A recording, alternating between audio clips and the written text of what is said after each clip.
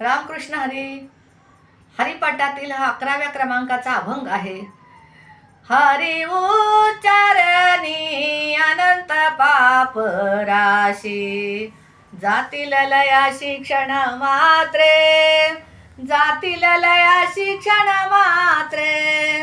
हरी मुखे मना, हरी मुखे मना, हरी मुखे मना, हरी मुखे म्हणा. माऊली अभंगात सांगतात, हरी उच्चारणी अनंत पाप राशी, जातील लयाशी क्षण मात्रे.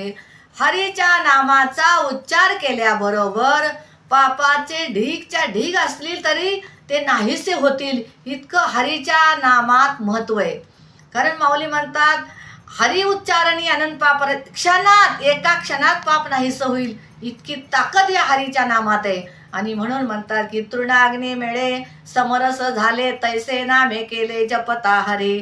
तृण आणि अग्नी, गवत आणि अग्नी जर एकत्र आले तर एका क्षणात भस्मसात होऊन नाहीसं होतं. तसं देवाचं नाम आणि देवाचं नाम घेणारा जर एकत्र आले तर पापाचे ढीगच्या ढीग संपले जातील. आणि म्हणून म्हणतात मला हरी उच्चारणी मंत्र हा अगाध.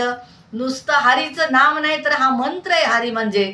आणि म्हणून पळे भूत बाधा भेने तेथे. एखाद्याला भूत बाधा झाली असेल तरी या अभंग हरिपाठातून नाहीसी होईल, पण हा म्हटला पाहिजे. आणि म्हणून म्हणतात माऊली, हरी उच्चारणी मंत्र हा अगाध, पळे भूत बाधा भेने तेथे. आणि माऊली म्हणतात, ज्ञानदेव म्हणे हरी माझा समर्थ, न करवे अर्थ उपनिषदा.